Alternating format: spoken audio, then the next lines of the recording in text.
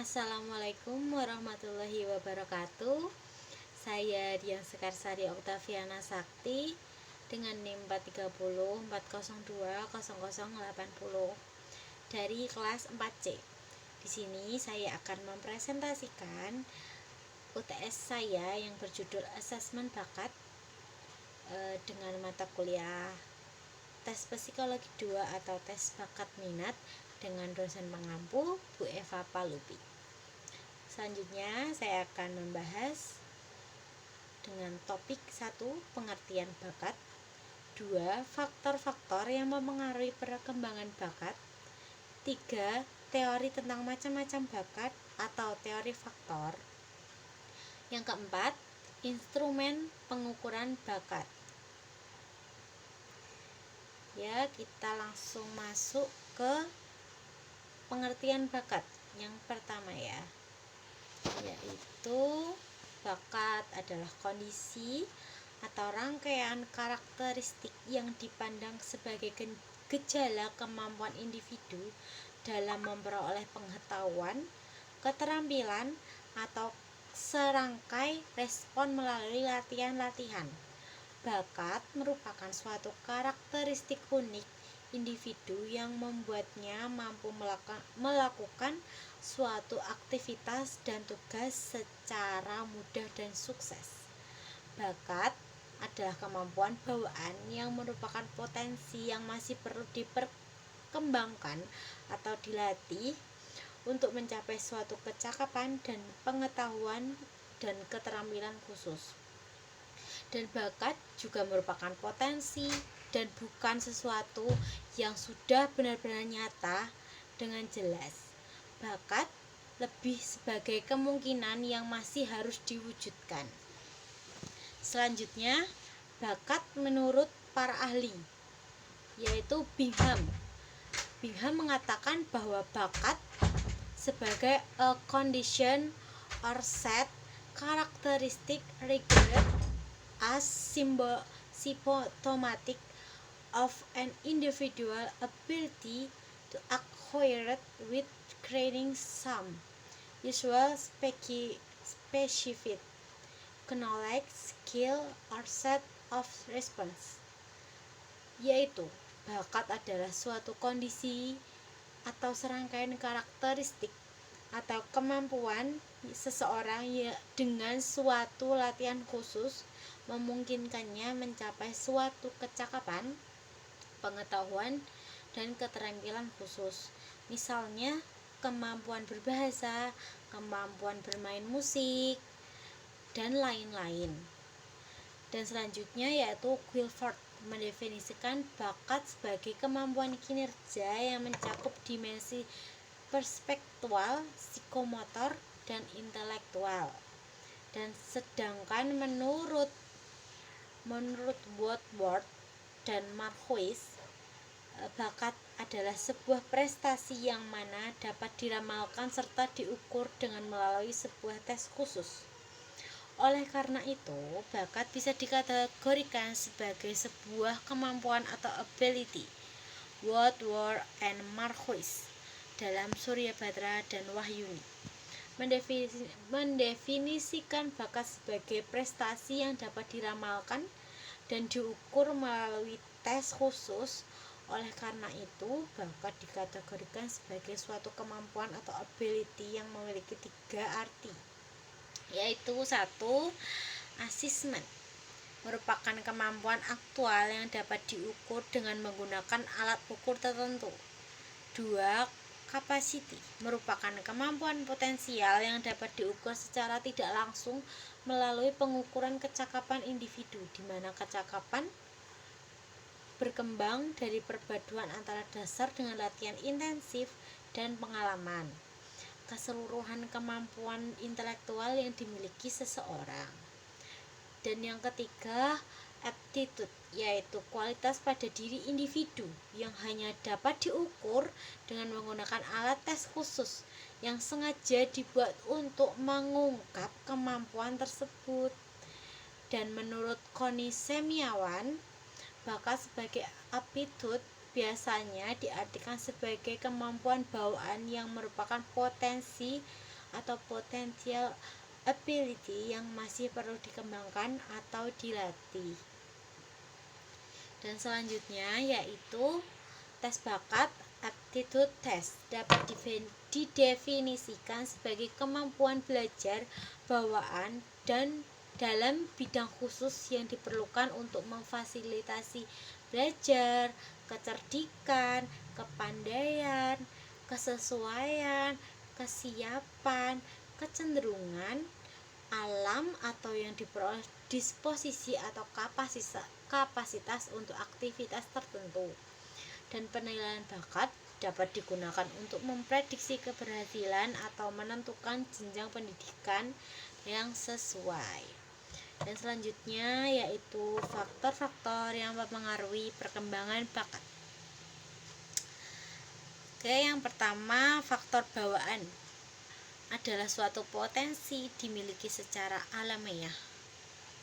Karena memang faktor bawaan ya, mungkin bawaan dari lahir gitu kan. Dan yang kedua, latihan bakat adalah sesuatu yang sudah dimiliki secara alamiah, namun mutlak memerlukan latihan untuk membangkitkan dan mengembangkannya. Dan yang ketiga itu lingkungan. Lingkungan juga mempengaruhi motivasi untuk mengembangkan bakatnya. Dan motivasi yang dimiliki individu. Ini yang keempat ya, yaitu suatu bakat akan menjadi kurang berkembang atau tidak akan menonjol bila kurang disertai oleh adanya motivasi yang cukup tinggi untuk mengaktualisasikan, karena motivasi berhubungan erat dengan daya juang seseorang untuk mencapai suatu tujuan. Dan yang kelima yaitu nilai hidup yang dimiliki individu. Yang dimaksud itu dengan bagaimana cara seseorang memberi arti terhadap suatu di dalam hidupnya, selama hidupnya itu. Artinya itu apa gitu. Dan yang keenam itu kepribadian individu. Faktor kepribadian ini sangat memegang peranan bagi perkembangan bakat seseorang. Misalnya konsep diri, rasa percaya diri, keuletan atau keteguhan dalam berusaha, kesediaan untuk menerima kritik dan saran demi untuk meraih kesuksesan yang tinggi. Dan yang ketujuh yaitu maturity, kematangan.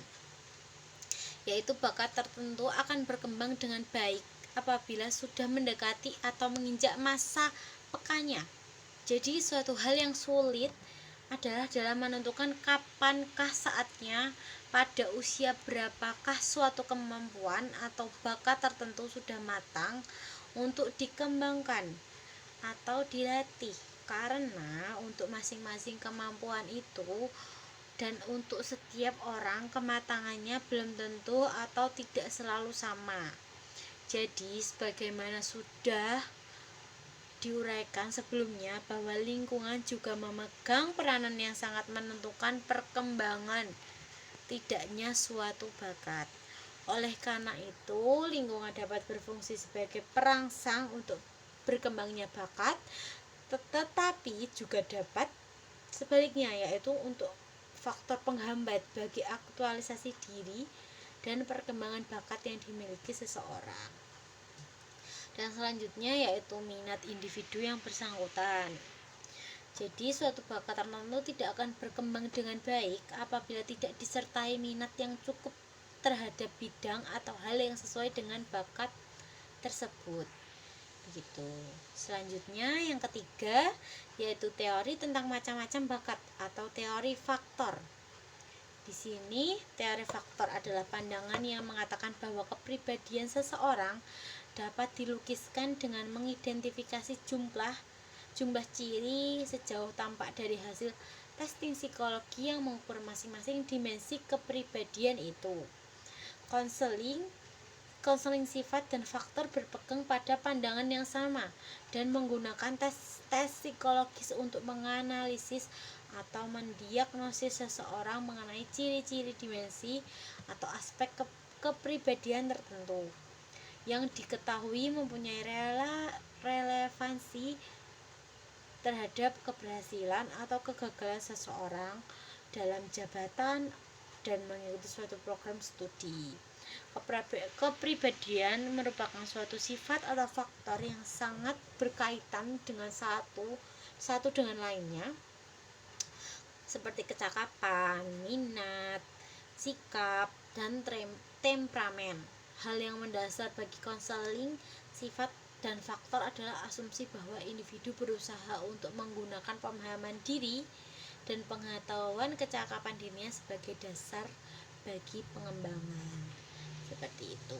Dan selanjutnya yaitu instrumen pengukuran bakat, yaitu yang pertama General Aptitude Test Battery atau yang disingkat GATB. GATB mulai dikembangkan sejak tahun 1940-an oleh USES dengan tujuan memenuhi berbagai kebutuhan tes dengan tujuan tertentu. Hasil dari tes ini dapat digunakan untuk membantu memahami kelemahan dan bakat seseorang, menentukan jabatan khusus yang cocok, menentukan potensi bakat dalam pelatihan atau pendidikan khusus atau sebagainya. Dan selanjutnya yaitu kemampuan diferensiasi atau TKD. Sebelum tahun 1981, TKD lebih dikenal dengan tes intelijensi umum 1969 atau TIMTUM 69. Rangkaian tes ini biasa digunakan untuk seleksi calon karyawan baru atau seleksi penerimaan mahasiswa baru. Penyusunan TKD didasari oleh teori multifaktor yang dikemukakan oleh Thurston. Biasanya material tes terdiri dari kunci jawaban, buku soal, lembar jawaban, serta manual. Gitu. Yang selanjutnya yaitu Flanagan Aptitude Classification Test atau yang disingkat VACT. Tes ini biasanya digunakan untuk perencanaan program, latihan atau prediksi kerja pada konseling pekerjaan, seleksi penempatan posisi pegawai, prediksi keberhasilan kerja, dan lain sebagainya. Tes VACT terdiri dari 14 atau 16 subtes yang diberikan bergantung pada pekerjaan yang dipilih. Jadi bisa dilihat apakah seseorang memiliki potensi bakat atau tidak dalam bidang tertentu gitu. Dan yang selanjutnya yaitu Differential Aptitude Test atau yang disingkat DAT. DAT merupakan jenis tes bakat yang paling sering digunakan dalam seleksi kerja atau pendidikan. Tes ini pertama kali muncul pada tahun 1947 dan mengalami revisi 6 tahun setelahnya, yaitu di tahun 1963. Tujuan dari diberikannya tes DAT adalah perancangan bimbingan pendidikan, pekerjaan, seleksi bidang pekerjaan tertentu, penempatan karyawan, promosi jabatan, dan lain sebagainya. Dan yang terakhir, tes bakat online. Kita bisa menggunakan bantuan MELT untuk mendapatkan hasil yang lebih akurat. Terdapat cukup banyak tes yang disediakan termasuk dengan bakat. Selain itu, Anda juga bisa merancang sendiri tes yang ingin diberikan kepada peserta. Tes bakat secara online dengan MELT.com dapat menghemat waktu dan juga lebih akurat karena dibuat oleh profesional di bidang-bidangnya. Oke. Sekian dari saya, kurang lebihnya mohon maaf apabila ada salah kata atau perkataan yang kurang baik, tolong dimaafkan. Terima kasih Bu Eva Palopi telah membimbing. Terima kasih. Sekian dari saya. Wassalamualaikum warahmatullahi wabarakatuh.